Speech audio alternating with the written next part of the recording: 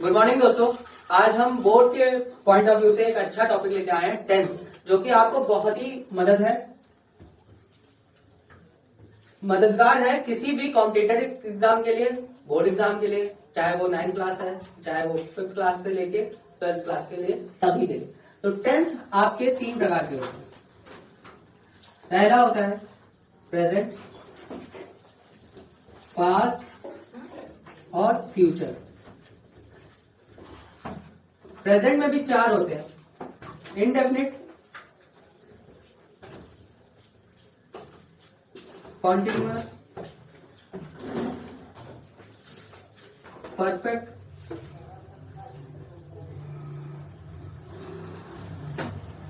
Continuous. वैसे ही past में भी 4 होते हैं, इंडेफिनिट, कॉन्टिन्यूअस, परफेक्ट और परफेक्ट कॉन्टिन्यूअस।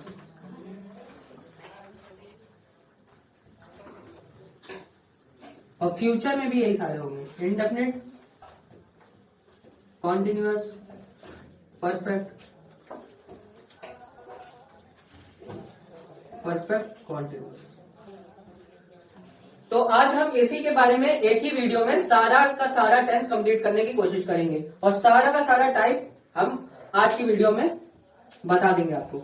और जो नेक्स्ट वीडियो आएगी उसमें कुछ स्पेशल क्वेश्चन होंगे जो कि आपको ये मदद देंगे कि कैसे कुछ और वाक्य जो ऐसे होते हैं जो इनके ही नियम से तो बनते हैं, लेकिन उसमें कुछ ट्रिक होता है, कुछ नई चीज यूज होती है, तो वो नेक्स्ट वीडियो में आपको मिल जाएगा। तो आज हमको इतना कुछ पढ़ना है, तो समय ना बर्बाद करते हुए चलिए शुरू करते हैं।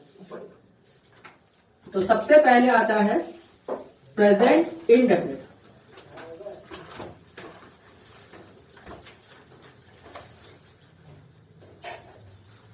क्या प्रेजेंट इंडेफिनिट को ही वो सिंपल प्रेजेंट भी कहते हैं? जी, प्रेजेंट इंडेफिनिट को सिंपल प्रेजेंट ही कहते हैं। ये दोनों एक ही नाम है, तो इसमें आप कंफ्यूज मत हो जाएगा बिल्कुल भी कि प्रेजेंट इंडेफिनिट है या सिंपल प्रेजेंट। इसी को सिंपल प्रेजेंट भी कहते हैं।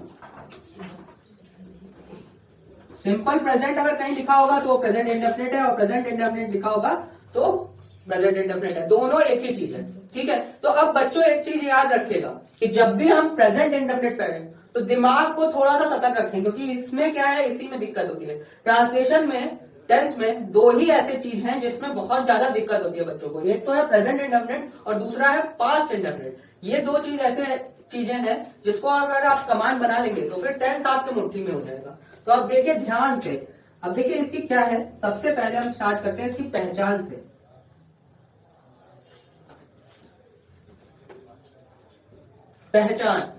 पहचान है इसमें ता है, ती है, ते है, ठीक है। तो ये पहचान है।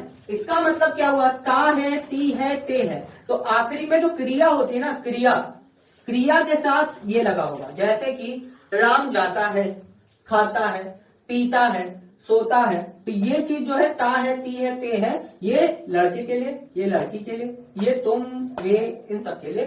जैसे वे जाते हैं, वह खाते हैं, वह पीते हैं, वह सोते हैं, वह खाती है, वह सोती है, ये वह खाता है, वह सोता है। तो ये ता है, ती है, ते है, ये पहचान है। अगर कोई भी वाक्य अगर आपको हिंदी में दिया होगा तो आपको ये पहचानना होगा कि ये प्रेजेंट इंडेफिनिट का है कि नहीं। आप कैसे पहचानेंगे कि वो प्रेजेंट इंडेफिनिट का है? तो आखिरी में ता है, ती है, ते है आएगा, ठीक है। अब इसका जनरल रूल क्या है? जनरल रूल यानी कि नियम, इसको अगर हिंदी में बोले तो नियम, ठीक है। तो देखिए इसमें नियम 2 तरह के होते हैं। जब वाक्य पॉजिटिव सेंटेंस है, जब वाक्य पॉजिटिव हो, ठीक है। पॉजिटिव का मतलब है नॉर्मल सेंटेंस, वह जाता है, वह खाता है, वह पीता है, तो वो पॉजिटिव सेंटेंस है ना, उसमें नहीं का प्रयोग हुआ ही नहीं है। तो उसके लिए नियम क्या होगा? उसके लिए नियम होगा, सबसे पहले आएगा सब्जेक्ट, फिर आएगा verb, subject plus verb. Verb में एस और ईएस जुड़ना अनिवार्य है। लेकिन एस और ईएस हम जोड़ेंगे ये हमें पता कैसे चलेगा कि कब हम एस जोड़ेंगे, कब हम ईएस जोड़ेंगे? ठीक है, तो अब इसको एकदम बेसिक से समझते हैं कि सब्जेक्ट जो होते हैं वो दो प्रकार के होते हैं। ठीक है, सब्जेक्ट होते हैं वो दो प्रकार के होते हैं। सब्जेक्ट का मतलब होता है नाउन या प्रनाउन। हिंदी में बोले तो संज्ञा सर्वनाम। अगर जो हिंदी के छात्र हैं वो इंग्लिश ट्रांसलेशन करते हैं, बहुत वीक होते हैं, तो उनके लिए अगर हम साधारण भाषा में बोले तो संज्ञा या सर्वनाम ही को सब्जेक्ट कहते हैं। और ऑब्जेक्ट भी वही होता है, संज्ञा या सर्वनाम, जहाँ पे भी एक संज्ञा और दूसरी सर्वनाम, मतलब संज्ञा का सर्वनाम से दिया हो संबंध या किसी संज्ञा का दूसरी संज्ञा से दिया हो, तो एक सब्जेक्ट हो जाएगा, एक ऑब्जेक्ट हो जाएगा। तो सब्जेक्ट दो प्रकार के होते हैं। पहला प्रकार क्या होता है, जिसमें आता है एक वचन, जैसे कि ही, शी, इट। ऊपर लिखिए सर। ही, शी, इट, या कोई एक वचन नाम हो, एक वचन पुरुष नाम हो, एक वचन संज्ञा, एक वचन वचन संज्ञा या नेम भी। हाँ, वही संज्ञा हो ना, संज्ञा में सारा नाम आ जाता है। ठीक है, कोई भी एक वचन संज्ञा, एक वचन होनी चाहिए, यानी कोई एक नाम हो। हाँ, कोई एक नाम हो, तो वो क्या होगा, ये सिंगुलर सब्जेक्ट होगा। इसको हम क्या बोलेंगे, सिंगुलर सब्जेक्ट। तो सिंगुलर सब्जेक्ट तो यहाँ पे क्या लगाएंगे, एस लगाएंगे, एस लगाएंगे? सिंगुलर सब्जेक्ट के साथ ये नियम लगेगा कि जब भी सिंगुलर सब्जेक्ट होगा तो वर्ब में एस और ईएस जुड़ जाएगा। लेकिन वही अगर ऐसा आ जाए आई, वी, यू, दे, या फिर कोई बहुवचन संज्ञा आ जाए, कभी कभार यहाँ बच्चे कंफ्यूज हो जाते हैं। जैसे कहीं कहीं लिखा रहता है पक्षी आसमान में उड़ते हैं, तो ये पक्षी जो है वो एक पक्षी नहीं उड़ रहा आसमान में, कई सारे पक्षी हैं, तो पक्षी बहुवचन संज्ञा है, तो उसके साथ क्या नियम लगेगा बताता हूँ।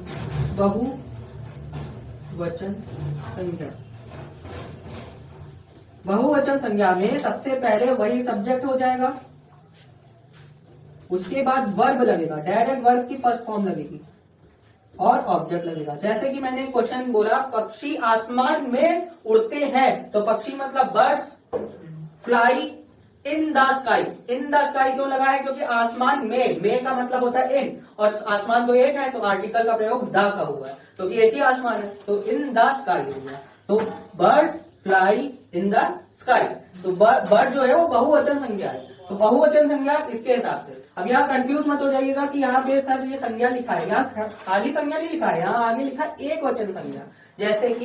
जैसे इसका उदाहरण है, जैसे कि एक एग्जांपल लेते हैं, आपने लिखवाया कि ही, शी, इट, नेम। हाँ, ही, शी, इट, नेम में ये सिंगुलर है, ठीक।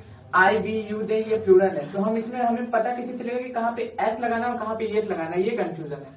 देखो एस और ईएस लगाने का है, ही, शी, इट आएगा तो हाँ। एस और ईएस का नियम लगेगा, ही, शी, इट आएगा तो एस और एस का नियम लगेगा। ही, शी, इट आएगा तो एस और ईएस का नियम लगेगा। और जैसे आई, वी, यू, दे आएगा तब आई, वी, यू, दे आएगा तो वर्ब की फर्स्ट फॉर्म लगेगी, तब एस और ईएस नहीं लगेगा। बस इतना ही था। देखो हम इसको ऐसे बना देते हैं चार्ट में, ये चार्ट हमेशा बनाते रहिएगा, कोई भी टेंस पढ़ेंगे वहां पे चार्ट बना देंगे, ही, शी, इट और कोई भी नेम आ जाए, तो इन सब के साथ वर्ब की एस और ईएस लगेगा, वर्ब की एस और ईएस लगेगा, और आई, वी, यू, दे आ जाए तो वर्ब की फर्स्ट फॉर्म लगेगी केवल, यहाँ पे एस और ईएस नहीं लगेगा। ठीक है, तो उदाहरण कुछ मेरे पास है वो ले लेता हूँ।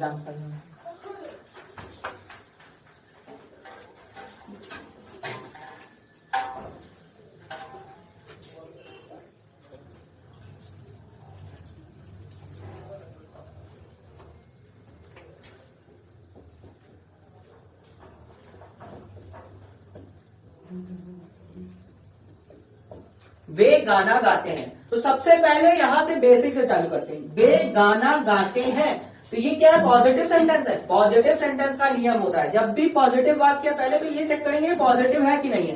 देखो इसमें कोई नकारात्मक चीज आई है, नहीं आया है। क्या इसमें क्या, क्यों, कैसे, कब, कहा, ऐसा कुछ वाक्य आया है, कोई शब्द ऐसा है, नहीं आया।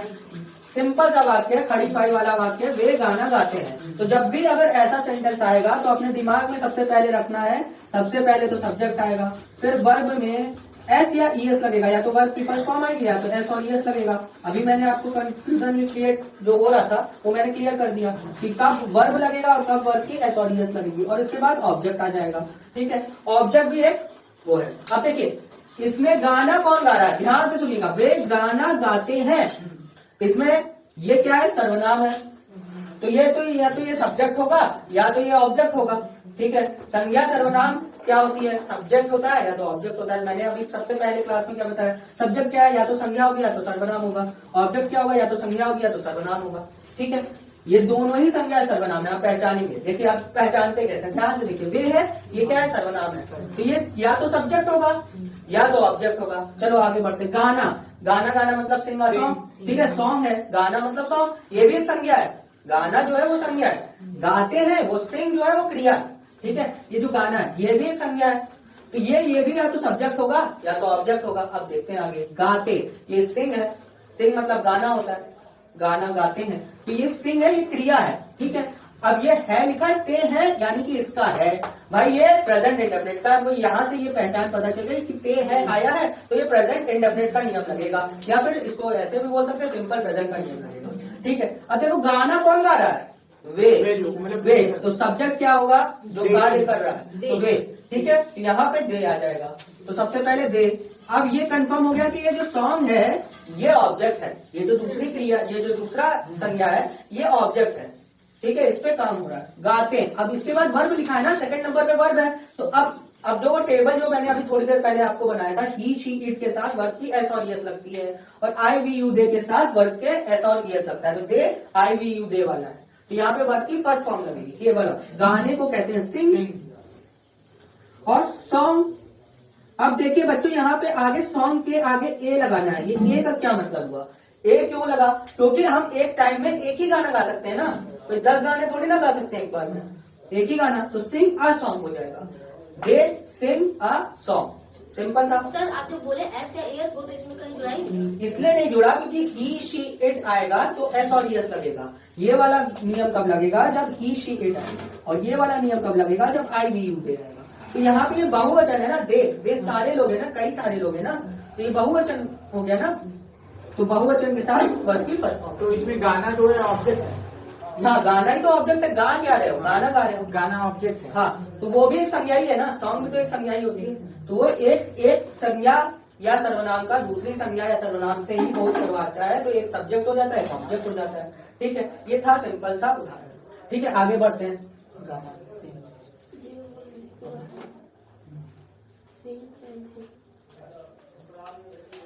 अब दूसरा उदाहरण लेते हैं जिसपे आपको ये क्लियर हो जाएगा, एस और एस वाला।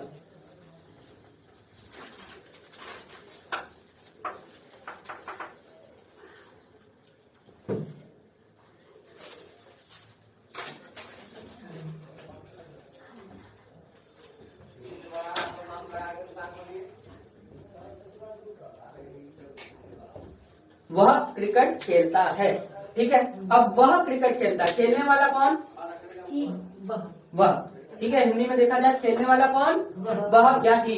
ठीक है, और क्या खेलता है, क्रिकेट। क्रिकेट भी एक संज्ञा है, तो ये तो ऑब्जेक्ट हो गया, ये सब्जेक्ट हो गया, बात समझ में आ गई। ता है मतलब प्रेजेंट इंडेफिनिट, ता है मतलब प्रेजेंट इंडेफिनिट। बस अब सब काम खत्म। अब बस सबसे पहले सब्जेक्ट आएगा, आप सब्जेक्ट पहचान लिया, ऑब्जेक्ट पहचान लिया, तो सब्जेक्ट आएगा ही हो जाएगा, और खेलता है पहले आ जाए, वर्ब आएगा, वर्ब आएगा, तो प्लेस होगा ना। हाँ प्लेस होगा। देखिए यहाँ पे एस लगा, क्यों लगा, क्योंकि ही है, ये एक आदमी है, खेलने वाला कौन है, एक आदमी, एक वचन आदमी है, ही मतलब कोई एक ही लड़का खेल रहा है, तो वो प्लेस हो गया। ठीक है, एक वचन के साथ एस और ये जुड़ता है। ठीक है, प्लेस। अब क्या खेलता है, क्रिकेट, बस सिंपल। ठीक है, सब्जेक्ट पता चल गया, ऑब्जेक्ट पता चल गया, बस इसी में रख देंगे, इस फॉर्मूले में रख देंगे। ठीक है, और कोई आगे बढ़े, हाँ ठीक है। अब देख, अब सेम पहचान पे आगे बढ़ते हैं, ता है, ती है, ते है, तो आएगा। ठीक है, अब दूसरा जो है इसी को ध्यान से पढ़ना है, इसी में थोड़ा सा समय लगता है, बाकी सब में समय नहीं लगेगा। ये टेंस और पास्ट इंडेफिनिट में थोड़ा सा समय लगेगा, अच्छे से समझ लीजिए। ठीक है, अब दूसरा है, अब तक जो हमने नियम पढ़ा था वो पॉजिटिव सेंटेंस के लिए किया था। अब जो है निगेटिव सेंटेंस, निगेटिव सेंटेंस का नियम। निगेटिव का मतलब होता है यदि अगर वाक्य में नहीं करके कोई शब्द आ जाए, नहीं आ जाए, ठीक है, कहीं नहीं छुपा हो, नहीं आए, ठीक है, वाक्य में कहीं ना कहीं नहीं मिलेगा। तब क्या नियम होगा, तब देखिए सबसे पहले आएगा सब्जेक्ट, सब्जेक्ट और ऑब्जेक्ट के बारे में पता चल गया। हाँ। ठीक है, तो सब्जेक्ट आएगा, उसके बाद आपको ये पता है ना एस और यस किसके साथ लगता है, अब वो सिंगुलर और कब नहीं लगता है एस और यस, प्लूरल के साथ। ठीक है, बस वही चीज करना है। तो दो तरह का होता है, तो हम यहाँ पे लिख सकते हैं सिंगुलर सब्जेक्ट, सिंगुलर मतलब एक वचन सब्जेक्ट, इसके साथ अब ये आएगा एक हेल्पिंग वर्ब जुड़ जाती है। वो हेल्पिंग वर्ब क्या है, वो हेल्पिंग वर्ब है डस, डू और डस। तो ये डस आ गया और इसके साथ नॉट जुड़ जाएगा क्योंकि निगेटिव है। यहाँ पे बात हमने निगेटिव बोली है तो नॉट तो आना जरूरी है। सिंगुलर हो चाहे प्लूरल नहीं, डस। अब देखिए एस और एस जुड़ रहा था, हाँ। वर्ब में एस और एस जुड़ रहा था ना, तो अब सिंगुलर के साथ डस का प्रयोग होगा और जब प्लूरल की बात आएगी उसके साथ क्या लगेगा, डू नॉट लगेगा। ठीक है, अब यहाँ एस और एस लगेगा डस नॉट। ठीक है, सिंगुलर के साथ लगेगा डस नॉट, प्लूरल के साथ लगेगा डू नॉट। ठीक है, तो सबसे पहले प्लूरल आएगा तो डू नॉट लगेगा। ठीक है, और अगर आज सिंगुलर के साथ डस नॉट लगेगा तो कुछ नहीं हुआ है। वो एस और यस जो वर्ब का जो एस और यस है वो किसने ले लिया है, धारण कर लिया है, डस ने, डू ने धारण कर लिया अपने ऊपर। ये सहायक क्रिया है। ठीक है, यही सहायक क्रिया अपने ऊपर ले लिया, वो जो एस और यस है अपने ऊपर ले लिया कि भैया तुम आराम करो हम ले लेते हैं। वर्ब को बोला तुम आराम करो हम ले लेते हैं। अब वर्ब खाली हो गया है तो वर्ब क्या हो गया, जब खाली हो गया तो फिर क्या आएगा, वर्ब की फर्स्ट फॉर्म आएगी, दोनों जगह वर्ब की फर्स्ट फॉर्म आएगी। इसमें भी डू नॉट के साथ भी वर्ब की फर्स्ट फॉर्म आएगी और डज नॉट के साथ भी वर्ब की फर्स्ट फॉर्म आएगी और इसके बाद ऑब्जेक्ट आ जाता है आखिरी में। ठीक है, समझ में आया। अब ये देखिए वर्ब खाली हो गया ना, एस और यस कौन ले लिया, डू ले लिया अपने ऊपर। सिंगुलर के लिए बोला कि भैया तुम जो ले रहे थे एस और यस वो हमको दे दो, डज नॉट हम ले लेंगे, डू के जगह ईएस जोड़ देंगे। ठीक है, डू में ईएस जोड़ दिया तो डज हो गया, डज नॉट ले लिए तो वर्ब खाली हो गया। तो वर्ब खाली का मतलब वर्ब की फर्स्ट फॉर्म, और यहाँ पे भी खाली है वो तो वर्ब की फर्स्ट फॉर्म, और आखिरी में ऑब्जेक्ट दोनों में आ जाएगा। तो अगर यदि सिंगुलर है, सिंगुलर मतलब ही शी इट नेम, ये क्या है, सिंगुलर है, डज नॉट लगेगा। हाँ डज नॉट लगेगा। और आई बी यू दे के साथ डू नॉट लगेगा। समझ में आया। Yes. ठीक है, उदाहरण लेंगे तो एकदम फास्ट क्लियर हो जाएगा।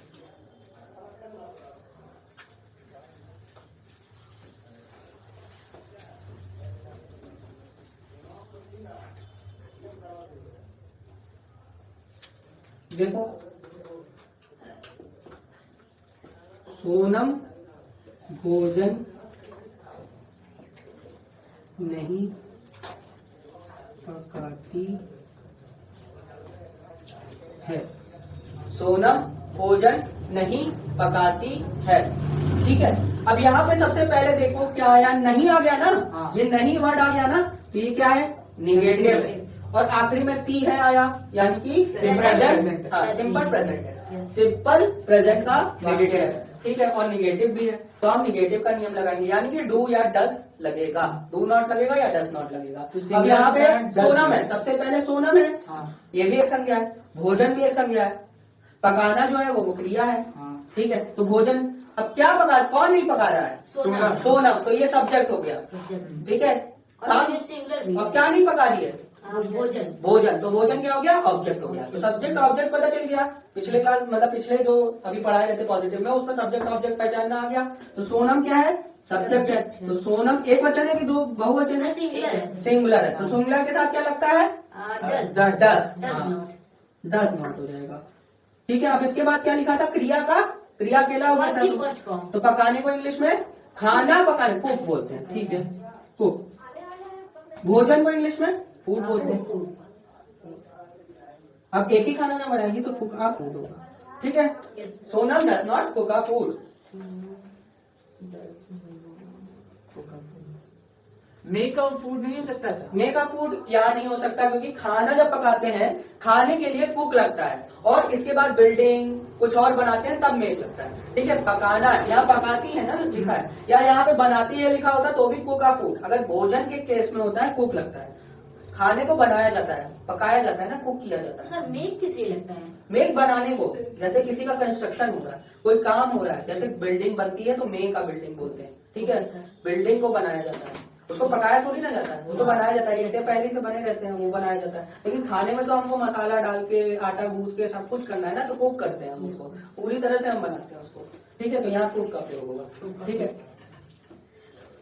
एक और लेते हैं, जैसे लिखो वे पुस्तक नहीं पढ़ता है, वे पुस्तक, वह पुस्तक नहीं पढ़ता है, या इसको ऐसे रख दो,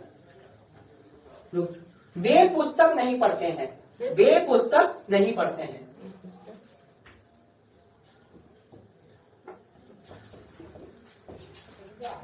वे पुस्तक नहीं पढ़ते हैं। ठीक है, आखिरी में ते है आया, इंडेफिनिट है, नहीं आया तो यानी कि निगेटिव है, वे है तो ये दे है। वे पुस्तक नहीं पढ़ते हैं, तो ये भी तो सर नेगेटिव ही है। हाँ नेगेटिव है तो नेगेटिव का नियम लगेगा, यानी डू नॉट, डज नॉट आ जाएगा दिमाग में। डू नॉट रहेगा क्योंकि हाँ। ये प्लूरल है। प्लूरल है, दे। ठीक है, अब पढ़ते हैं का इंग्लिश में क्या बोलते हैं? Read. Read, do not read. ठीक है, do not read a book, पुस्तक को इंग्लिश में बुक बोलते हैं, बस।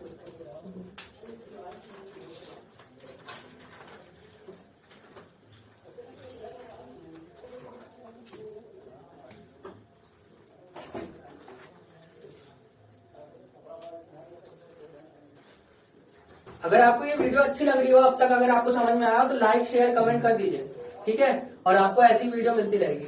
आई होप आपको सर अच्छा पढ़ा रहे होंगे, आपको समझ भी आ रहा होगा। तो हमें लाइक और शेयर से और सब्सक्राइब से मोटिवेशन मिलता है, तो आप हमारे चैनल को लाइक करें, सब्सक्राइब करें और हमें आगे बढ़ाएं। और आप कंटिन्यू करिए सर। हाँ। मतलब अगर आप आपको स्टूडेंट समझ में आ रहा है तो लाइक शेयर जरूर करिए, तो हम लोग को मोटिवेशन मिलेगी और अच्छा पढ़ाएंगे, क्योंकि इस तरह से पढ़ाई होनी चाहिए, क्योंकि ये सबसे इम्पोर्टेंट टॉपिक है। ठीक है, प्रेजेंट इंडेफिनिट और पास्ट इंडेफिनिट एक ऐसे टॉपिक है जिसको टाइम लेके पढ़ाया जाता है, क्योंकि इसी में गलती करते हैं वीडियो में। मतलब अगर हम लोग जब पढ़ते हैं इस चीज को तो बड़ी तेजी से आगे बढ़ जाते हैं, लेकिन गलतियां इधर ही होती है। क्यों? अब देखो गलतियां होने का चांसेस क्या है, क्योंकि जब पॉजिटिव रहता है तब डू डस होता ही नहीं है।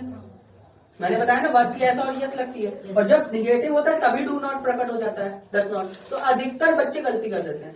ठीक है, तो ये चीज ही सीखनी है दिमाग में, मेन यही है मेरे हिसाब से। टेंस का मतलब पास्ट इंडेफिनिट और प्रेजेंट इंडेफिनिट, बाकी सब तो नियम के हिसाब से है, उसमें कुछ करना नहीं है। एक चीज समझ जाएंगे तो सब हो जाएगा। ठीक है, आगे बढ़े। Yes sir. ठीक है, अब जो होता है तीसरा, वो बहुत काम का है।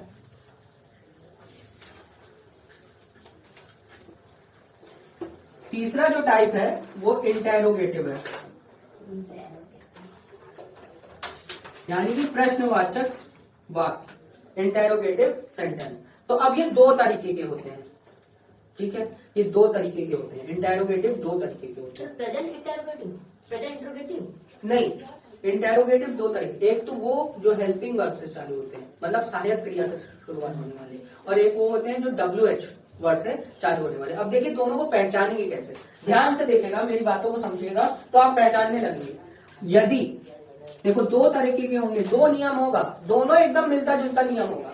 ठीक है, लेकिन क्या होगा कि जो पहला नियम होगा, अगर यदि कोई वाक्य जो है, यदि वाक्य क्या से चालू हो, क्या से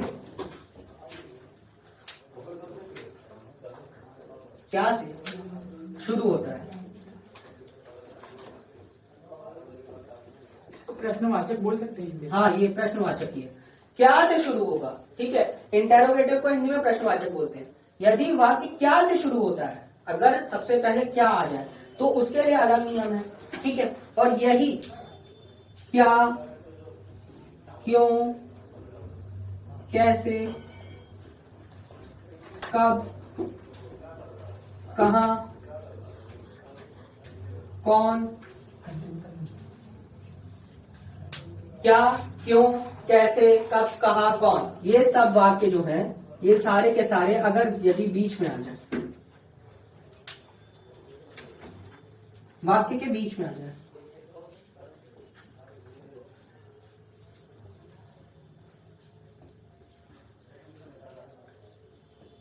ठीक है, वाक्य के बीच में आए तो ये अलग नियम से, ये अलग नियम से बनता है।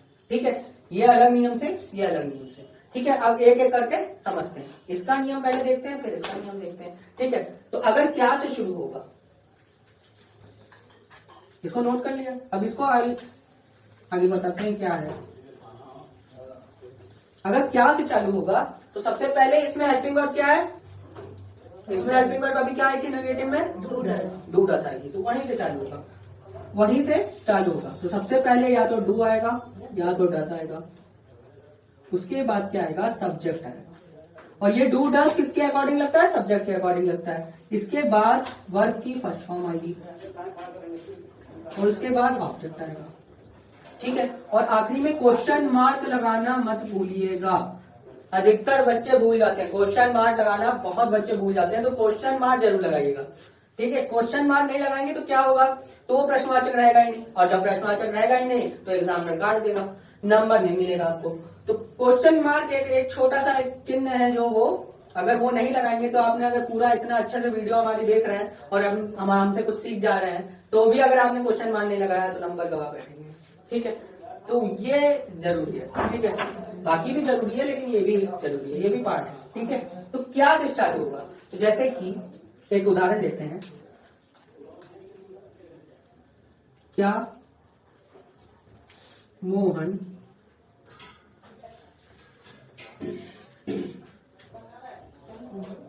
स्कूल जाता है, क्या मोहन स्कूल जाता है।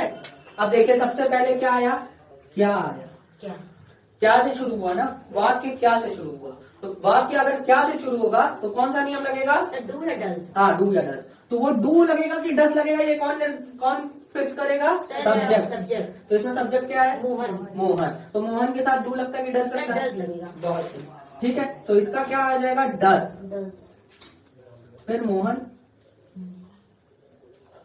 क्रिया क्या है इसमें, इसके बाद क्रिया लिखी है ना, भूल जाते हैं, तो स्कूल जाता है ना, जाता को इंग्लिश में क्या कहते हैं, गो। गो। तो गो का गोस तो होगा नहीं, गोस होगा क्या, नहीं होगा, क्योंकि ये ईयर्स इसने ले लिया, ठीक है। यहाँ गोस आता लेकिन जब सिंपल वाक्य होता, यहाँ सिंपल तो नहीं है, वर्ब की फर्स्ट फॉर्म लगी है। तो डस मोहन गो कहाँ, स्कूल, टू स्कूल, को जाता है ना, तो टू आखिरी में क्वेश्चन मार्क, ठीक है। Does Mohan go to school, does Mohan go to school पूछ रहा है, ठीक है। अब इसका उत्तर हाँ या ना में आएगा, ठीक है। तो ये इस नियम के हिसाब से बनेगा, ठीक है।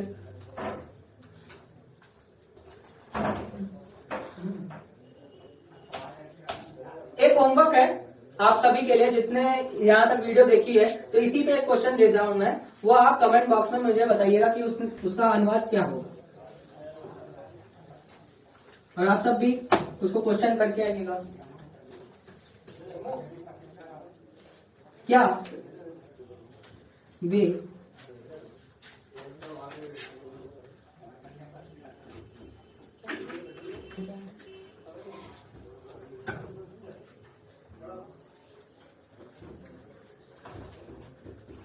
क्या वे गिटार बजाते हैं, क्या वे गिटार बजाते हैं, ठीक है। ये आपको कमेंट में बताना है, इसका हल क्या होगा, ठीक है।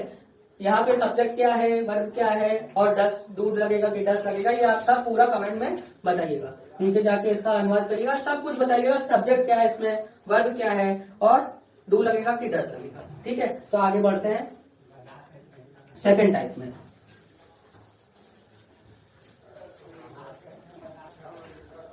तो डू डस कब लगेगा, याद रखिएगा, डू डस से नियम जो अभी हमने पढ़ाया आपको, डू डस से चालू होने वाला वो तभी और तभी, सिर्फ और सिर्फ तभी होगा जब क्या से चालू होगा, वाक्य जब क्या से चालू होगा। जैसे अभी हमने एक क्वेश्चन दिया, क्या वे गिटार बजाते हैं, क्या मोहन स्कूल जाता है, क्या रोहन सोता है, क्या रोहन खाता है, क्या रोहन पीता है, जो भी ऐसा होगा तो क्या से चालू होगा, तो डू डस से चालू होगा। समझ में आया। अब दूसरा जो टाइप है वो क्या है कि जब क्या, हाँ, क्या, क्यों, कब, कैसे, कौन, कहाँ इत्यादि जैसे वाक्य जो हैं वो बीच में आएंगे, ये सब बीच में आएंगे। पहले इसका इंग्लिश अनुवाद सीख लेते हैं। क्या मतलब होता है व्हाट, क्यों मतलब होता है व्हाई, कब मतलब होता है व्हेन, कैसे मतलब होता है हाउ, कौन मतलब होता है हु, और कहाँ मतलब होता है वेयर।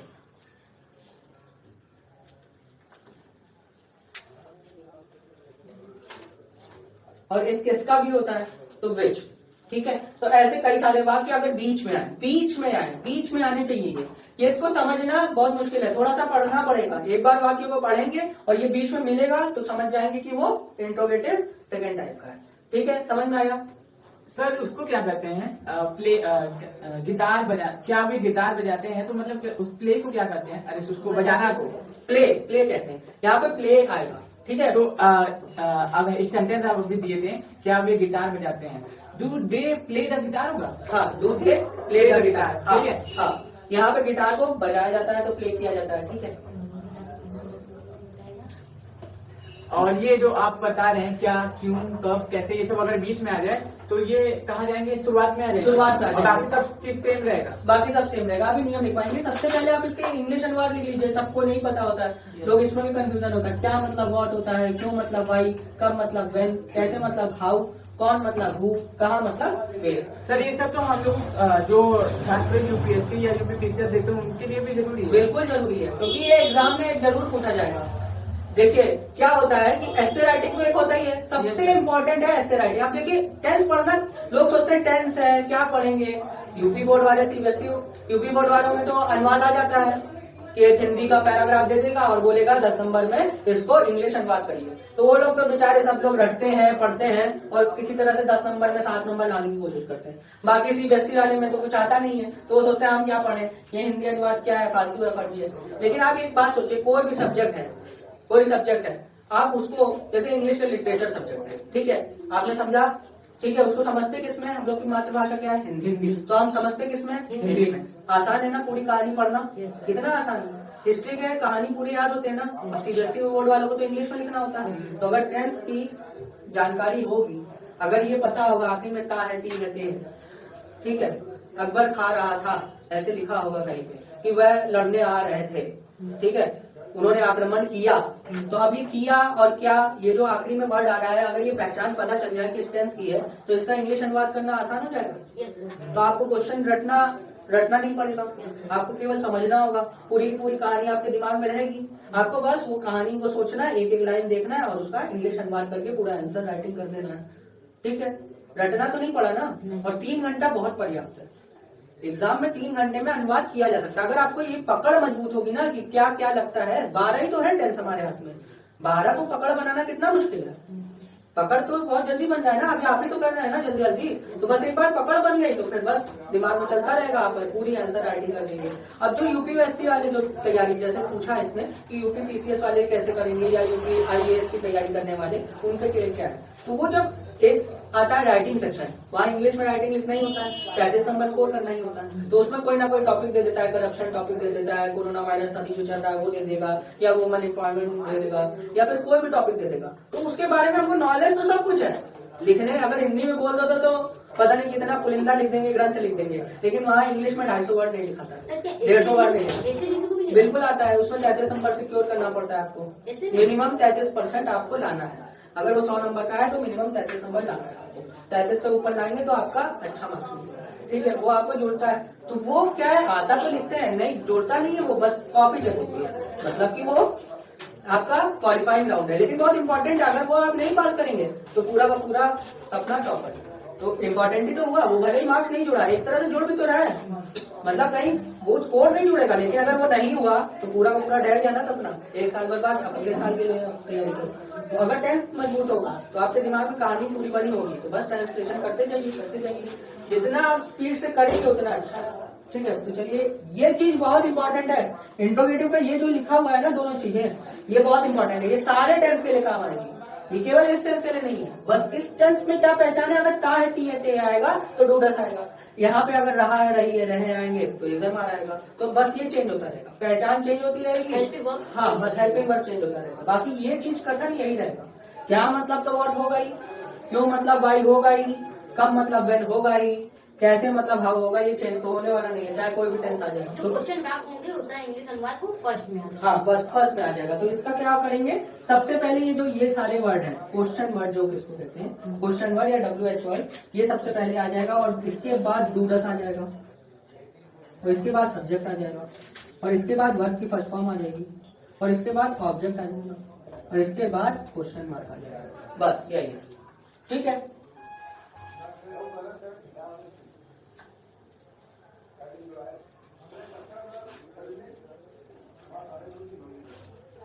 वर्ब की फर्स्ट फॉर्म और ऑब्जेक्ट,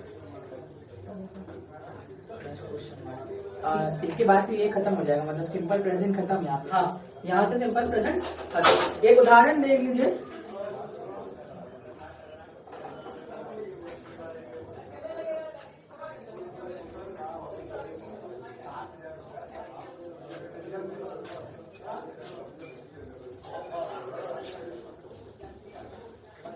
वह काम क्यों करता है, वह काम क्यों करता है। ता है आया तो पहचान है सिंपल प्रेजेंट की, ठीक है। क्यों बीच में आ गया तो पहचान है इंट्रोगेटिव टाइप 2 की, और वह ये सब्जेक्ट है, काम जो है वो क्रिया, ठीक है। करना क्रिया, ठीक है, करता है क्रिया है, और काम जो है वो ऑब्जेक्ट है, ठीक है। तो क्यों बीच में आ गया, तो क्यों का क्या लिखा है मैंने, Why। तो सबसे पहले क्या आएगा, Why। वाई, ठीक है। सबसे पहले क्या आएगा, वाई। अब कौन कर रहा है काम, पहले तो अब यहाँ डू डस आएगा ना, तो डू डस लिख नहीं देंगे यहाँ पे, पहले सब्जेक्ट चेक करेंगे, लिखेंगे डू डस, लेकिन पहले सब्जेक्ट चेक करेंगे क्या है, सब्जेक्ट क्या है, अनुसार आपको डू या डस लिखना है। हाँ, लेकिन पहले सब्जेक्ट को चूज करना है। हाँ, पहले सब्जेक्ट को देखना होगा। तो सब्जेक्ट इसमें है क्या, वह के साथ डू लगता है कि डस, डस लगता है, तो वाई के बाद डस हो जाएगा, वाई डस।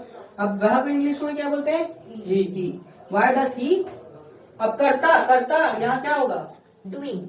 हाँ, डूइंग तो आईएनजी फॉर्म हो गया, यहाँ पे वर्ब की फर्स्ट फॉर्म होगी, डू, केवल खाली do. Why does he do, काम को इंग्लिश में क्या बोलते हैं, आवर। एक आदमी एक बार में एक ही काम करेगा तो आवर, ठीक है। अब यहाँ पे एक चीज बहुत, मैंने ये क्वेश्चन क्यों लिया, यहाँ मैं एक चीज बताना चाहता हूँ, इसीलिए मैंने ये क्वेश्चन मार्क भी लगेगा। हाँ, क्वेश्चन मार्क लगाया मैंने, लेकिन एक चीज मुझे बताना था। अब देखिए, ये बहुत इंपॉर्टेंट है, बच्चे ये सोचते हैं कि सर यहाँ पे इस वाक्य में ध्यान से अगर गौर करेंगे तो यहाँ पे तो सर यहाँ डू डस भी आया, यहाँ डू भी आ गया, ये डू क्यों आया, ये डस भी आ गया, डू भी आ गया, क्यों आया। तो यहाँ पे एक चीज आप दिमाग में बैठाइए कि सहायक क्रिया जितनी भी है ना, उसमें ऐसी दो सहायक क्रिया हैं जो मेन क्रिया भी है, डू और हैव। मेरे पास पेन है, आई हैव अ पेन, ठीक है। तो ये पास जो है, मेरे पास, ये हैव जो है, ये सहायक क्रिया नहीं है, ये मेन क्रिया है। ये क्या है, मेन क्रिया है, ये प्रमुख क्रिया है। तो यहाँ पे जो डू है ना, ये डू एक क्रिया भी है और एक सहायक क्रिया भी है। तो ये जो डू है ना, ये क्रिया वाला डू है, और ये जो डस है, ये सहायक क्रिया वाला है, डस। तो इसलिए ये दोनों आ जाए, इसीलिए मैंने ये क्वेश्चन लिया। समझ में आया आपको ये क्वेश्चन, ठीक है। डू यानी वही करता है, हाँ, करता, हाँ, वो डू, वो इसलिए यहाँ पे जो मेन वर्ब है वो डू, ठीक है। अब यहाँ से ये खत्म, ठीक है। तो अब आगे जो पढ़ेंगे वो जल्दी जल्दी पढ़ेंगे, क्योंकि यही मेन था। अब आगे के जो 3 चीजें हैं वो थोड़ा जल्दी जल्दी पढ़ेंगे, ठीक है। यहाँ तक बात समझ में आ गई। तो अब मैं ये नहीं बताऊंगा कि क्या क्यों कैसे, इसको मैं डायरेक्ट क्वेश्चन वर्ड लिखूंगा, ठीक है। और इट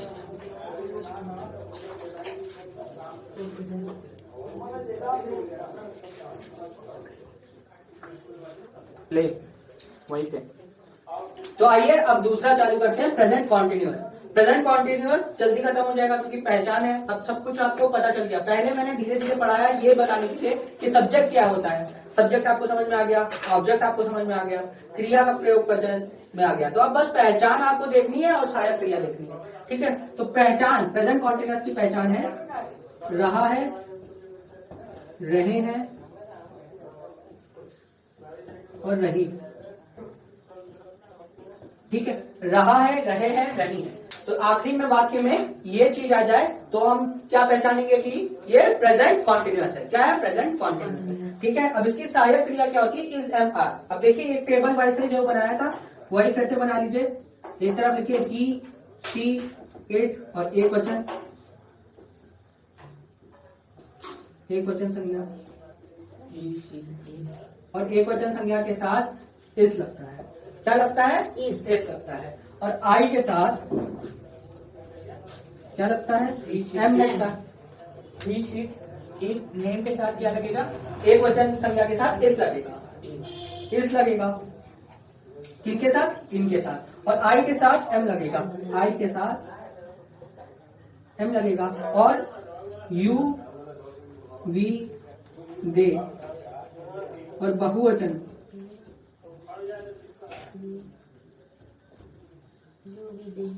और बहुवचन संज्ञा के साथ क्या लगेगा? आर लगेगा। क्या लगेगा? आर लगेगा। ठीक है, क्या आप नोट कर लीजिए। बहुवचन मतलब संज्ञा, जैसे कि पक्षी हो गया, बच्चे हो गए। ठीक है, ये सब क्या है? बच्चे एक थोड़ी ना, बच्चे खेल रहे हैं, तो एक बच्चा थोड़ी ना खेल रहा है, कई बच्चे खेल रहे हैं। बहुवचन संज्ञा आर लगेगा। तो चिल्ड्रन आर प्लेइंग, खेलने को इंग्लिश में प्ले और आईएनजी फॉर्म। अभी आपको नियम बता देंगे तो आप बहुत अच्छे से ऐसे बनाने लगेंगे। ठीक है, आप इतना पहले याद कर लीजिए, इतना ये हर बार बना लीजिए कॉपी में, इतना चीज पहले बना लीजिए। नेम के साथ इस लगेगा और आई के साथ हमेशा एम लगेगा। हाँ, और यू बी दे और बहुवचन के साथ आर लगेगा। ठीक है, अब नियम लिखवाते हैं हम।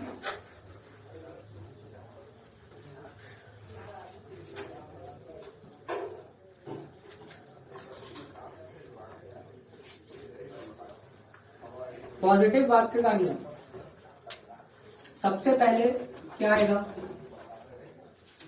सब्जेक्ट आएगा, फिर इस एम आर में से कोई एक आएगा। इस एम आर वो सब्जेक्ट के ऊपर डिपेंड करेगा, सब्जेक्ट जो अभी हमने बताया आपको। उसके बाद वर्ब की आईएनजी फॉर्म आएगी हमेशा। तो यहाँ पे एक चीज आप याद दिमाग में डाल लीजिए कि कॉन्टिन्यूअस जब भी ये शब्द आ जाएगा ना, कॉन्टिन्यूअस, तो आपको ये आईएनजी की फॉर्म लगानी है। अगर आपको ये समझ में आ रहा है तो लाइक शेयर कमेंट जरूर करिएगा, लाइक शेयर और सब्सक्राइब जरूर करिएगा। ठीक है, और स्क्रीनशॉट लेते रहिए। कोई अगर मान लीजिए नोट्स नहीं बना रहा है, ठीक है, नोट्स अगर बनाना बहुत इंपॉर्टेंट है।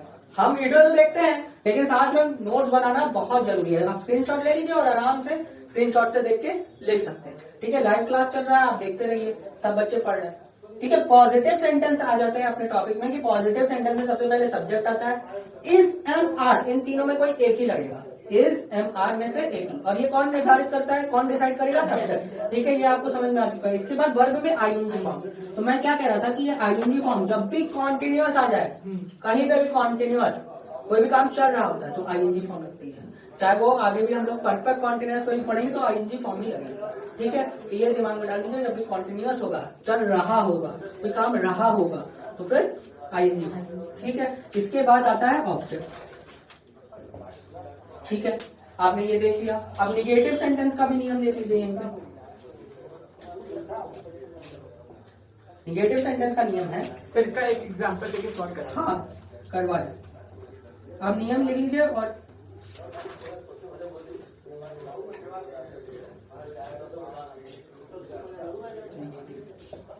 इसमें नॉट लग जाता है, तीसरे स्थान पे नॉट लग जाएगा। Subject is not, are not, am not, ऐसे लग जाएगा और वर्ब की आईएनजी फॉर्म और ऑब्जेक्ट हो जाएगा। ठीक है, तो पॉजिटिव निगेटिव, तो हम क्या करेंगे आपसे, पॉजिटिव निगेटिव एक साथ पढ़ेंगे, इंट्रोगेटिव के दोनों टाइप एक साथ पढ़ेंगे और जल्दी खत्म करेंगे। ठीक है, आपको एग्जाम्पल मैं करवाऊंगा, आप चिंता मत करिए, सारे एग्जाम्पल होंगे, जितने भी एग्जाम्पल हैं। आप इसका स्क्रीनशॉट ले लीजिए, मैं थोड़ा आ जाता हूँ।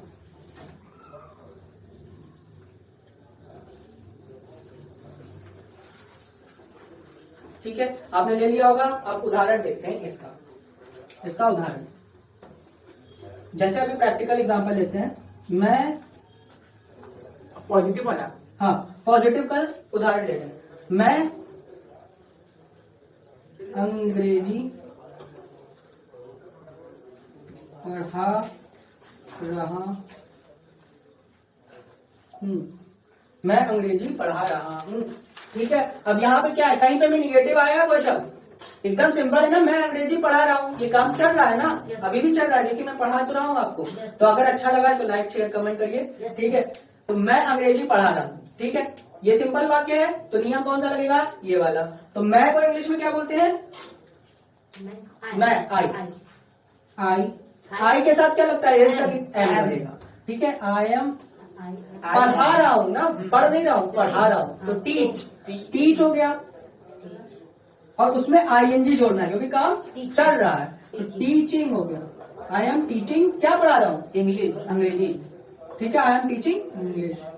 इंग्लिश का ई जो होगा वो कैपिटल में होगा। अब यहाँ कैपिटल में क्यों होगा? क्योंकि ये भाषा है, भाषा जो होती है उसका हमेशा ई कैपिटल में होगा। कोई स्टेट होगा, कोई एक पर्टिकुलर स्टेट है, कोई एक सिटी है जो फेमस सिटी है, उन सब का जो अक्षर होगा पहला वो कैपिटल में होगा। प्रॉपर नाउन हमेशा कैपिटल में लिखा था। जैसे आगरा होगा तो ए कैपिटल में लिखाएगा। तो अब यहाँ निगेटिव का एक सेंटेंस बनाते हैं। ये आपको समझ में आया? Yes sir. Yes sir. एक और इसका देते हैं, लेकिन अब मैं नहीं यूज करूंगा और कुछ यूज करता हूं कि वह ताज घूमने जा रहा है। वह ताजमहल घूमने जा रहा है। ये पॉजिटिव है कि निगेटिव है? ये घूमने पॉजिटिव है। पॉजिटिव है, तो यही नियम से बनेगा। वह ताजमहल घूमने जा रहा है। ठीक है, तो आप कंफ्यूज मत होइएगा कि निगेटिव का आपने निगेटिव के नीचे लिखा है लेकिन है पॉजिटिव सेंटेंस है। अभी निगेटिव का भी दूंगा मैं उदाहरण, 2 उदाहरण है, तो ये आप कमेंट में लिख के दिखाइए। ठीक है, वह ताज घूमने जा रहा है। आप पहले बार ताजमहल घूमने जा रहा है। हाँ, वह ताजमहल घूमने जा रहा है, वह ताज घूमने जा रहा है। ठीक है, अब ये जो ताज है ये इसका टी क्या है? कैपिटल लिखेगा कि स्मॉल लिखाएगा? कैपिटल। क्यों? क्योंकि वो एक संज्ञा है, प्रॉपर नाउन है। प्रॉपर नाउन है। एक लौता ताज है हमारे पास जो कि 7 वंडर में एक है। ठीक है, तो वो उसका टी कैपिटल लिखाएगा। अब ये क्या, एक मॉन्यूमेंट है ना, एक स्मारक है ना, एक जगह है ना, बहुत अच्छी फेमस जगह है, तो इसके आगे आर्टिकल कौन सा यूज होगा? द ताज। ठीक है, द ताजमहल। ठीक है, तो वह ताजमहल घूमने जा रहा है। ठीक है, वह ताज घूमने, अब स्क्रीन छोटा है इसे मैंने पूरा नहीं लिखा, आप लिख लीजिएगा, वह ताजमहल घूमने जा रहा है। ठीक है, अब थोड़ा निगेटिव सर, इसकी translation he is going to see Taj Mahal. हाँ, to see the Taj Mahal. Going to see the Taj Mahal. हाँ, going to see the Taj Mahal. ठीक है, हाँ ठीक है, ठीक है। अब एक निगेटिव देता हूँ।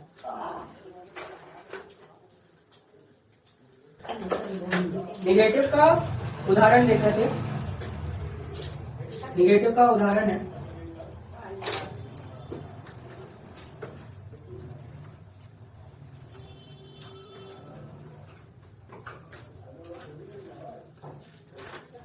वे बाजार घूमने नहीं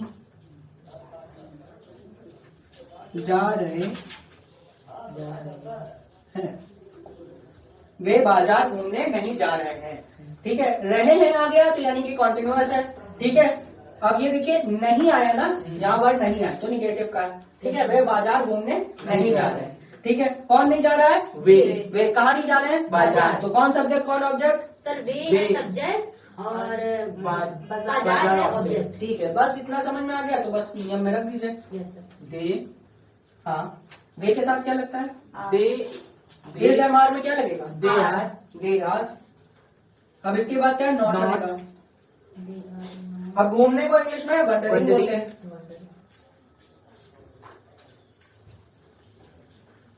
दे आर नॉट वंडरिंग।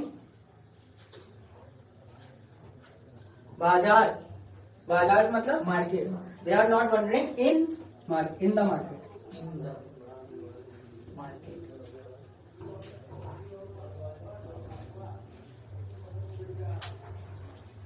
वो बाजार घूमने नहीं जा रहे हैं। ठीक है, ठीक है। अब यहाँ पे ये थोड़ा सा गड़बड़ हो गया। ठीक है, आपने बना तो दिया लेकिन गड़बड़ हो गया। They are not wondering in market मतलब वह बाजार में नहीं घूम रहे हैं। इसका आंसर हो गया वह बाजार में नहीं घूम रहे हैं। लेकिन ये बोल रहे घूमने नहीं जा रहे हैं, तो वंडर तो होगा घूमने का, लेकिन इसको ऐसे नहीं बनाएंगे, इसको ऐसे बनाएंगे। जा रहे हैं, मेन वर्ब क्या है? जाना। जा रहे हैं। They are not going, not going to wonder, they are not going to wonder in the market. They are not going to wonder in the market. Not going. Sir first वाला गलत था। First वाला गलत नहीं था, मतलब इस वाक्य के हिसाब से गलत था, क्योंकि यहाँ जा रहे हैं ना, तो जाने को इंग्लिश में गोइंग होता है और घूमने को इंग्लिश में वंडर रहता है। ठीक है, घूमने नहीं जा रहे हैं, जा रहे हैं ना, तो गोइंग टू वंडर। ठीक है, जैसे कि वह ताजमहल घूमने जा रहे हैं, तो वहां पे भी यही था, गोइंग टू विजिट द ताज। ठीक है, विजिट द ताज। ठीक है, इन द मार्केट। ठीक है, अब स्क्रीनशॉट ले लीजिए इतना। ठीक है, आगे बढ़ते हैं इंटेरोगेटिव। पास्ट कंटिन्यूस का इंटरोगेटिव, ये प्रेजेंट कॉन्टिन्यूअस का इंटेरोगेटिव। आज कम से कम एक तो टॉपिक क्लियर हो जाएगा।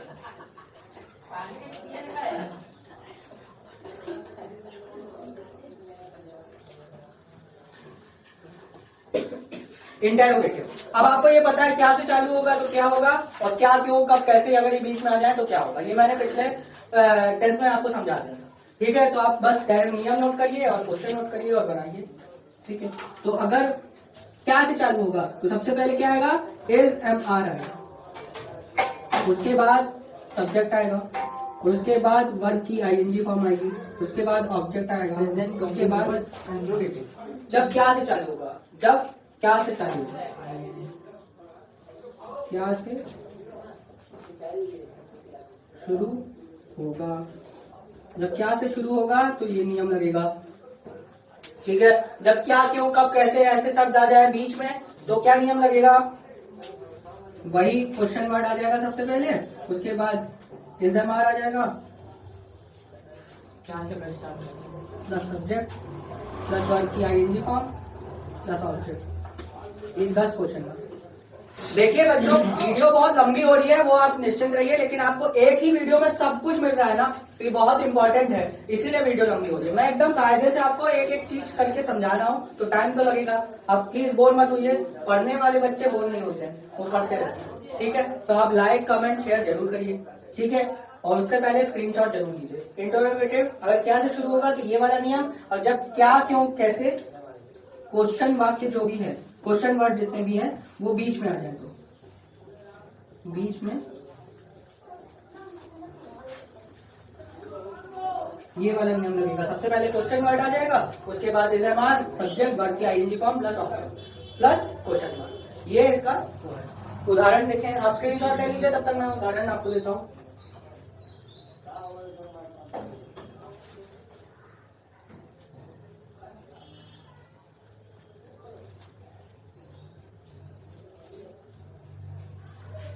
ठीक है,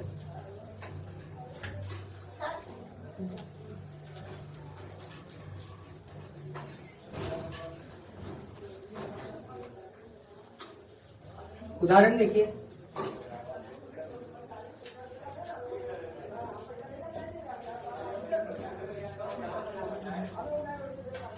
I was not written all these things. क्या वह जन्मदिन मना रही है, क्या वह जन्मदिन मना रही है। ठीक है, अब ये देखिए, ये क्या भी चालू हुआ है ना, तो सबसे पहले इज एम आर आएगा, जन्मदिन मना रही है। तो कौन मना रहा है जन्मदिन, कौन नहीं मना रही है, कौन मना रही है, कौन वह। ठीक है, ही है इसका, ही के साथ इस लगता है, एम लगता है, आर लगता है, क्या लगता है, ही के साथ ही इज लगता है। तो सबसे पहले क्या आएगा, इज ही मना रही है ना, तो ही नहीं she I, is she celebrating her birthday. हाँ, सेलिब्रेटिंग हर बर्थडे।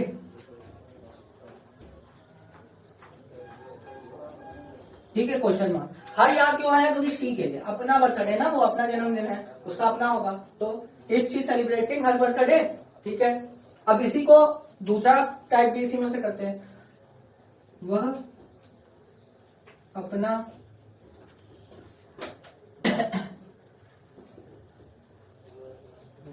अपना जन्मदिन क्यों नहीं मना रही है।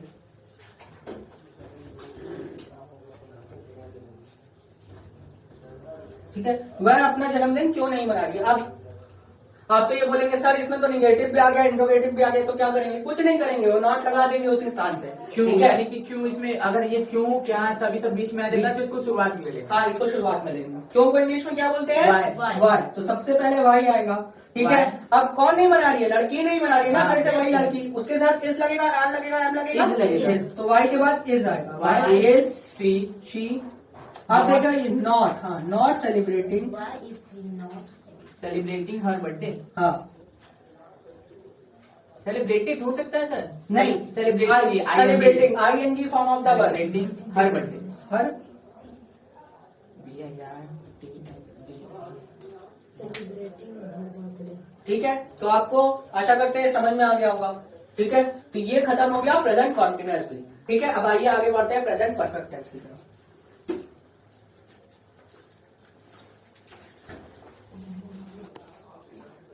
तो अब जो पढ़ेंगे हम लोग प्रेजेंट परफेक्ट पढ़ेंगे। Yes, sir.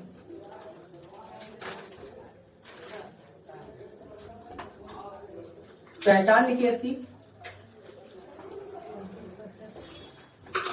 चुका है, चुकी है, चुके हैं।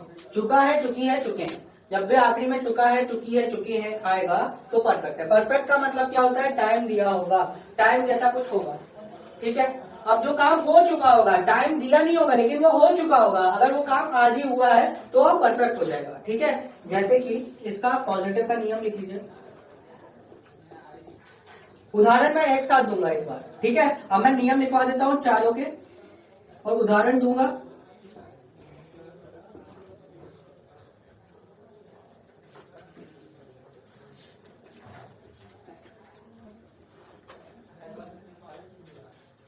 सबसे पहले सब्जेक्ट आएगा पॉजिटिव का है या निगेटिव का? पॉजिटिव का। सबसे पहले पॉजिटिव का हैज या हैव आएगा। ठीक है? और वर्ब की थर्ड फॉर्म आएगी और ऑब्जेक्ट आएगा। ठीक है? अब देखिए हैज कब आएगा, हैव कब आएगा? हैज आएगा या हैव आएगा? तो सिंगुलर के साथ हैज आता है, एक वचन के साथ हैज आता है और बहुवचन के साथ हैव आता है। यानी कि ही शी इट नेम के साथ हैज आएगा और आई वी यू दे के साथ हैव आएगा। ठीक है? इसका भी आखिरी में जब मैं पूरा पढ़ा दूंगा प्रेजेंट, सिंगुलर के साथ क्या आएगा? हैज और प्लूरल के साथ है। हाँ। ठीक है? इसका मैं एक बेहतरीन सा ट्रिक आपको समझा दूंगा कि एकदम याद हो जाएगा आपको। और एकदम इसमें से वर्ब की थर्ड फॉर्म लगेगी। वर्ब की थर्ड फॉर्म लगेगी। और यहाँ पे आपको एक चीज समझनी है। अभी मैंने पिछले जब पढ़ाया था कॉन्टिन्यूअस, उसमें क्या बोला था? कॉन्टिन्यूअस जब भी शब्द आएगा उसमें वर्ब की कौन सी फॉर्म लगती है? आईएनजी फॉर्म में। तो वैसे परफेक्ट शब्द जब भी आएगा, खाली परफेक्ट, उसके आगे कुछ लगा नहीं होना चाहिए, तो वर्ब की कौन सी फॉर्म आएगी? Third form. चाहे वो प्रेजेंट परफेक्ट हो, चाहे वो पास्ट परफेक्ट हो, चाहे वो फ्यूचर परफेक्ट हो, वर्ब की कौन सी फॉर्म आएगी? Third form. कॉन्टिन्यूअस क्या लिखा होगा तो वहां पे कौन सी फॉर्म आएगी? ING form. ING form. तो या तो प्रेजेंट कॉन्टिन्यूअस लिखा होगा तो भी आईएनजी, प्रेजेंट परफेक्ट कॉन्टिन्यूअस लिखा होगा तो भी आईएनजी फॉर्म। ठीक है? पास्ट कॉन्टिन्यूअस लिखा होगा तो ING form, past perfect continuous लिखा होगा तो भी आईएनजी फॉर्म, फ्यूचर कॉन्टिन्यूअस लिखा होगा तो भी आईएनजी फॉर्म और फ्यूचर परफेक्ट कॉन्टिन्यूअस लिखा होगा तो भी आईएनजी फॉर्म। ठीक है? तो परफेक्ट वाले तीनों में थर्ड फॉर्म है। ठीक है? अब इसका दूसरा वाला निगेटिव का नियम, सब्जेक्ट प्लस हैज आएगा प्लस नॉट आएगा प्लस वर्ब की थर्ड फॉर्म प्लस ऑब्जेक्ट आएगा। इंटेरोगेटिव में क्या होगा? सबसे पहले क्या से चालू अगर होगा तो हैज हैव आएगा सबसे पहले, उसके बाद सब्जेक्ट प्लस वर्ब की थर्ड फॉर्म प्लस ऑब्जेक्ट आएगा प्लस क्वेश्चन मार्क। ये कब आएगा? वर्ब की थर्ड फॉर्म और प्लस ऑब्जेक्ट। इंटरोगेटिव ये क्या से शुरू है? क्या से शुरू होगा? तो ये वाला नियम। मतलब क्या, क्यों, कब, कैसे अगर बीच में आ जाएगा तो वही सबसे पहले आ जाएगा, तो उसको क्वेश्चन वर्ड कहते हैं।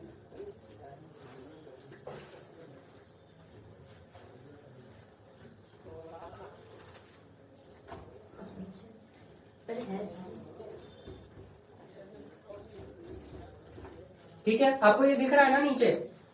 ये आपको दिख रहा है नीचे जो लिखा है? Yes sir. Yes sir. तो बस ये जो दिख रहा है तो आप स्क्रीनशॉट ले लीजिए, पूरे नियम है एक जगह पे। ठीक है, तो ये कब आएगा, जब क्या क्यों कब कैसे बीच में आ जाए, तब ये वाला नियम क्या क्यों कब कैसे बीच में आ जाए, यानी कि क्वेश्चन वर्ड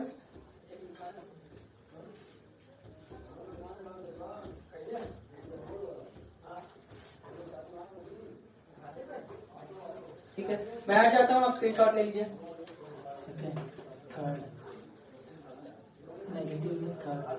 क्वेश्चन वर्ड जब बीच में आ जाए तो ये होगा। और जब शुरुआत होगा तो हैज हैव से स्टार्ट होगा। हाँ, है सबसे चालू होगा। Has and have plus subject plus verb की थर्ड फॉर्म प्लस और नॉट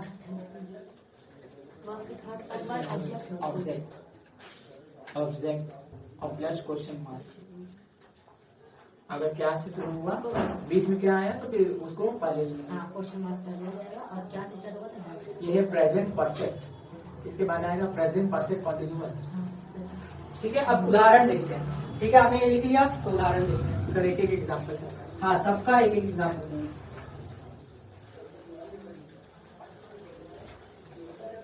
और जल्दी हमारी एक वेबसाइट भी आने वाली है। वेबसाइट वैसे ही बन चुकी है। वेबसाइट का नाम आप नोट कर लीजिए सबसे पहले, आरम इंस्टीट्यूट .blogspot.com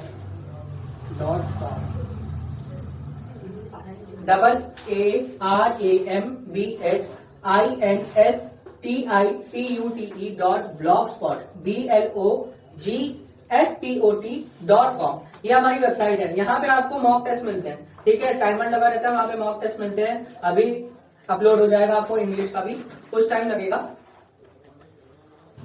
ठीक है, और टेलीग्राम पे भी हमारा चैनल है आरएम इंस्टीट्यूट के नाम से, उसको भी आप सब्सक्राइब करिए। आरएम इंस्टीट्यूट आप सर्च करेंगे तो आपको मिलेगा, वहां पे आपको वर्कशीट मिल जाएगी। ठीक है, इसकी जितने भी प्रैक्टिस क्वेश्चन है उसकी वर्कशीट मिल जाएगी, आप वहां से देख के कर सकते हैं। अब यहाँ पे वीडियो में सारे क्वेश्चन करवाना तो पॉसिबल नहीं है, वहां पे आपको मिलेगा और आप हम डाउट भी क्लियर करते हैं वहां पे। ठीक है, तो एग्जाम्पल देखते हैं।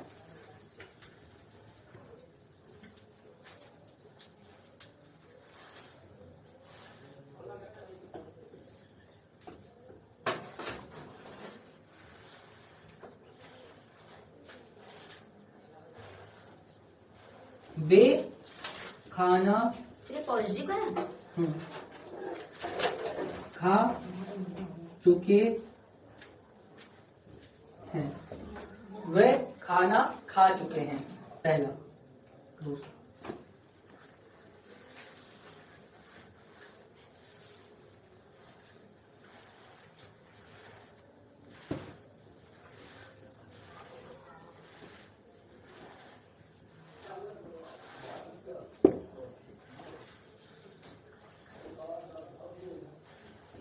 ये बहुत इंपॉर्टेंट है इसलिए मैंने इसको रख लिया।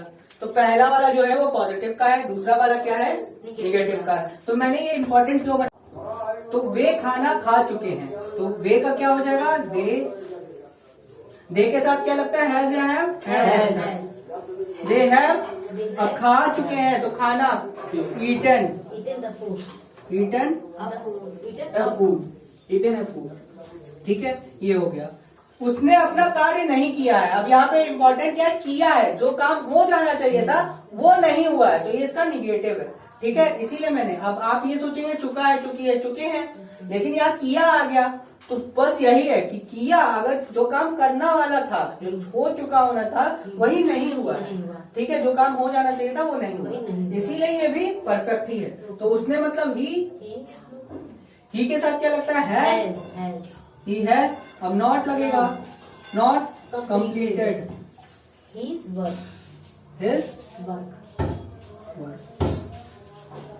ठीक है, आपको ये समझ में आ गया। अगला उदाहरण देखिए। पहला क्वेश्चन है क्या वे खाना बना चुके हैं, दूसरा क्वेश्चन है वे कहाँ गए हैं।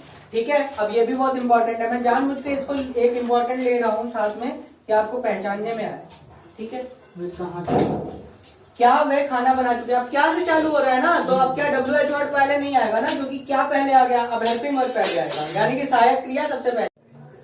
हाँ, तो फिर मैं क्या कह रहा था कि प्रेजेंट परफेक्ट में क्या वे खाना बना चुके हैं, have they cook their food. अब क्या था, वे कहाँ गए हैं, ये टाइप 2 है, वे कहाँ गए हैं। प्रश्न वाला क्वेश्चन है कहाँ, तो मैंने आपको बताया था कहाँ को बोलते हैं वेयर, कहाँ को बोलते हैं वेयर। ठीक है, वेयर के बाद हैव आएगा या हैज आएगा, तो अब बताओ क्या आएगा। अब देखिए यहां पे वे है, दे है, इसका आता है वेयर हैव दे गए हैं, गॉन। ठीक है, क्वेश्चन मार्क, तो ये बन गया। अब जो है प्रेजेंट परफेक्ट कॉन्टिन्यूअस, प्रेजेंट इससे खत्म हो जाएगा। प्रेजेंट परफेक्ट कॉन्टिन्यूअस की पहचान होती है रहा था, रहा है, रही है, रहे हैं, प्लस इसमें समय भी होना चाहिए, इसमें समय का होना बहुत जरूरी है। ठीक है, तो समय के लिए इसमें लगता है सिंस या फॉर। ठीक है, अब देखिए पॉजिटिव का नियम, निगेटिव का नियम,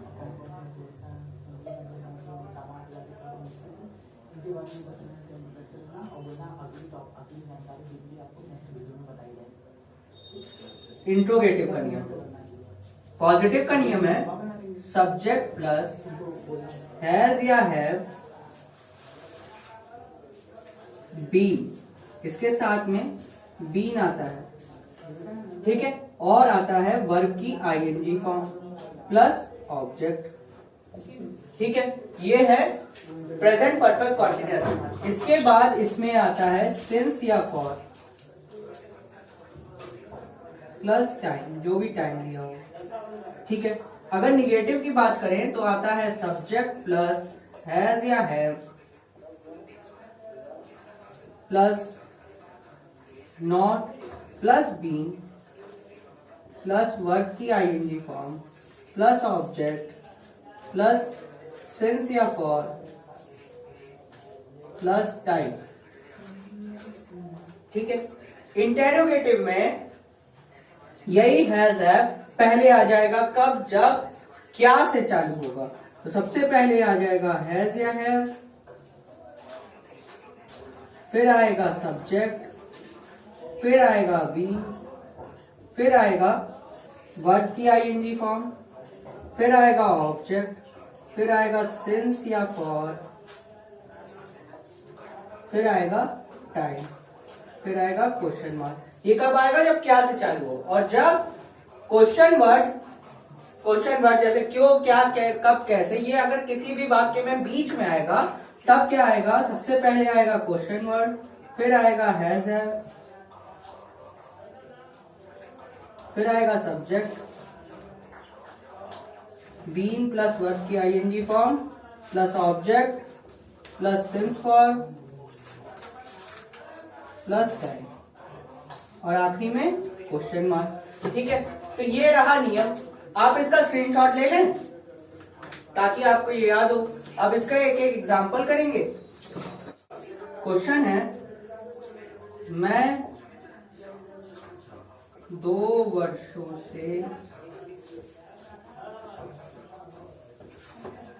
स्कूल जा रहा हूं। मैं 2 वर्षों से स्कूल जा रहा हूं। आखिरी में आ गया रहा हूं, तो रहा हूं कॉन्टिन्यूअस होता है, लेकिन यहाँ पे समय भी दिया हुआ है। ठीक है, 2 वर्ष का समय दिया हुआ है, रहा हूं लगा है, तो ये प्रेजेंट परफेक्ट कॉन्टिन्यूअस के नियम के हिसाब से बनेगा। मैं का होता है आई। अब यहाँ पे क्या था, हैज या हैव, तो आई के साथ हैव लगता है, आई हैव बीन। जाने को इंग्लिश में कहते हैं गो, तो गोइंग हो जाएगा, I have been going to school. अब यहां पे सिंस या फॉर का प्रयोग होगा, तो 2 वर्षों से बोल रहा है, तो 2 वर्ष का समय, कौन सा 2 वर्ष, हमें नहीं पता कौन सा 2 वर्ष।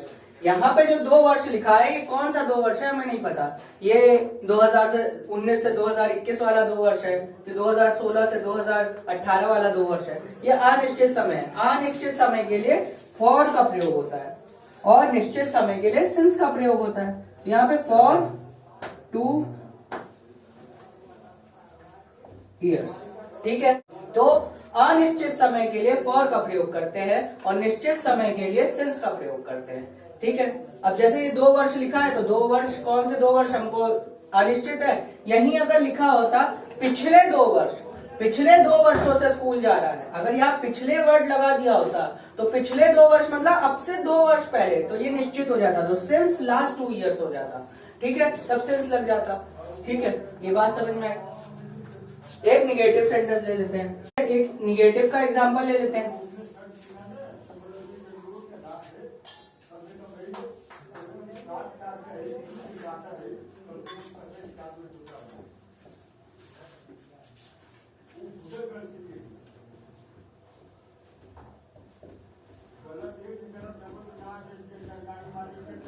राम सुबह से नहीं पढ़ रहा है।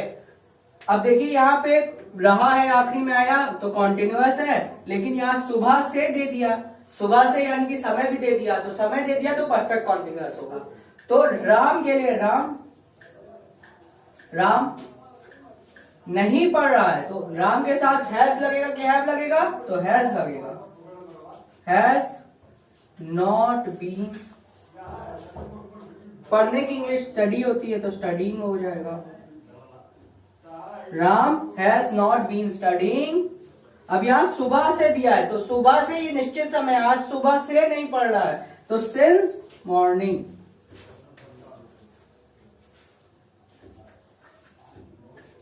समझ में आ गया। तो सिंस फॉर कब यूज होता है, सिंस यूज होता है निश्चित समय के लिए, फॉर यूज होता है अनिश्चित समय के लिए, और आपके पास रूल है ये। चलिए इंटेरोगेटिव का एक प्रश्न देखते हैं और ठीक है।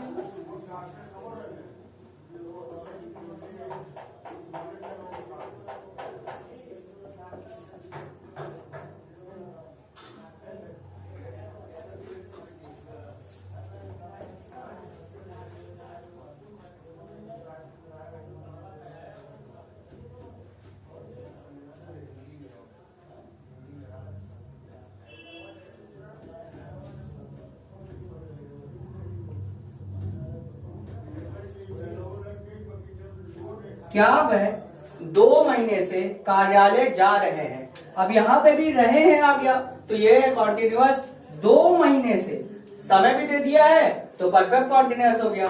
तो क्या वह, अब क्या से चालू हुआ है, जब भी क्या से चालू होगा तो हेल्पिंग वर्ब पहले आएगी, हैज या हैव, ठीक है। अब वे का इंग्लिश होता है दे, तो हैव लगेगा, तो हैव दे। फिर क्या लिखा है, बीन, वर्ब क्या है, जा रहे हैं, going. Have they been going to office. अब यहां 2 महीने लिखा है, फॉर 2 months।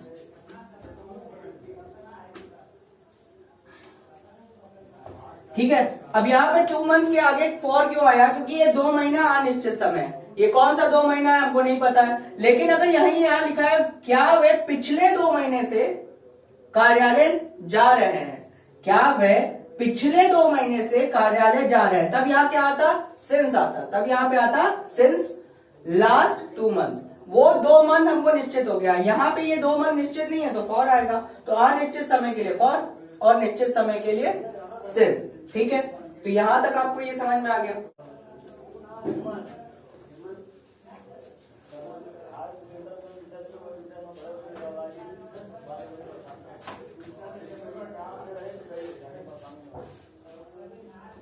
अब अगर ऐसा लिख दे कि वे 2 महीने से कार्यालय क्यों जा रहे हैं, ठीक है। अब ये जा रहे हैं, ये फिर से कॉन्टिन्यूअस है और 2 महीने दिया है तो परफेक्ट कॉन्टिन्यूअस है, लेकिन बीच में आ गया क्यों तो बीच में आ गया तो सबसे पहले इसी को लिखेंगे, तो वाई हो जाएगा, वाई। अब हैव दे, पूरा जो पिछली बार था वही, have they been going to office for 2 months. ठीक है, Why have they been going to office for 2 months? क्यों वे 2 महीने से कार्यालय क्यों जा रहे हैं? ठीक है, वे 2 महीने से कार्यालय क्यों जा रहे हैं? तो क्या आएगा? क्यों का वाई सबसे पहले आ जाएगा। फिर उसके बाद हम यहाँ देखेंगे सब्जेक्ट। सब्जेक्ट क्या है? वे के साथ हैव लगता है कि हैज लगता है? हैव लगता है। तो वाई हैव दे, उसके बाद आएगा बीन, उसके बाद आएगा वर्ब की आईएनजी फॉर्म, यानी कि जा रहे हैं तो गोइंग हो जाएगा। कहाँ जा रहे हैं? ऑफिस में, तो टू ऑफिस। अब कितने महीने से, क्या समय जो दिया है 2 महीने से। अब ये कौन सा 2 महीना है हमें नहीं पता है, तो हम यहाँ पे फॉर 2 मंथ्स लिखेंगे। ठीक है, वे पिछले 2 महीने से अगर बोलता तो यहाँ पे सिंस 2 मंथ हो जाता। ठीक है, अब मैंने आपको बोला था कि पूरा का पूरा प्रेजेंट, पास्ट और फ्यूचर कंप्लीट करवाने की कोशिश करूंगा, लेकिन मुझे लगता है बहुत ज्यादा वीडियो लंबी हो जाएगी। एक ही वीडियो बहुत ज्यादा लंबी हो जाएगी, तो आपको भी रेस्ट चाहिए और मुझे भी रेस्ट चाहिए। तो मैं चाहता हूं कि एक दिन में मैं डालूं। आज मैंने प्रेजेंट को पूरा कंप्लीट कर दिया, पास्ट को अगले वीडियो में कंप्लीट करूंगा और फ्यूचर को अगले वीडियो में। एक वीडियो में मैंने प्रेजेंट को पूरा का पूरा खत्म करने की कोशिश किया है। अब इस पे जो वर्कशीट है, मैंने ज्यादा से ज्यादा प्रैक्टिस करवाने की कोशिश तो की है, लेकिन अभी भी कुछ क्वेश्चन बचे हुए हैं। वो आप टेलीग्राम चैनल में जाइए, नीचे लिंक दिया हुआ है, वहां पे जाइए, आपको वर्कशीट मिल जाएगा। वेबसाइट है, वहां पे आपको क्विज अपलोड हो जाएगा जो भी कंपटीशन की तैयारी कर रहे हैं। और रही बात कंपटीशन की तैयारी से, याद आया मुझे कि आपको कंपटीशन की तैयारी करनी है। बिहार एसआई का एग्जाम आने वाला है, अभी तक हुआ नहीं है, प्लस यूपीएसआई का एग्जाम आने वाला है, अभी सीडीपीओ का एग्जाम आया है, एलडीसी का एग्जाम आया और अनेक एग्जाम आ ही रहे हैं। तो हमारी एक टीम है, प्यारी सी टीम है, मैं अपने टीम को बुलाना चाहता हूँ। सबसे पहले शंकर सर आएंगे, वो तो आप जानते ही हैं, इनकी वीडियो तो है ही है। साथ में अमृतेश सर है हमारे, गुड मॉर्निंग सभी को, और विवेकानंद सर प्लीज। तो आपको ये वीडियो अलग अलग सभी को नमस्कार। आपको ये सब वीडियो अलग अलग आपके लिए हम लोग मेहनत कर रहे हैं। हम लोग चाह रहे हैं कि आपको वीडियो मिले हमारी तरफ से और आप लोग सीखें, और इस बार, अब की बार सारे एग्जाम पार। और हम लोगों का नारा भी यही है कि अब की बार सारे एग्जाम पार। और हम लोग पूरी कोशिश करेंगे कि हम आपके हर सब्जेक्ट में मदद कर पाए। तो आई होप आपको पसंद आया होगा। धन्यवाद।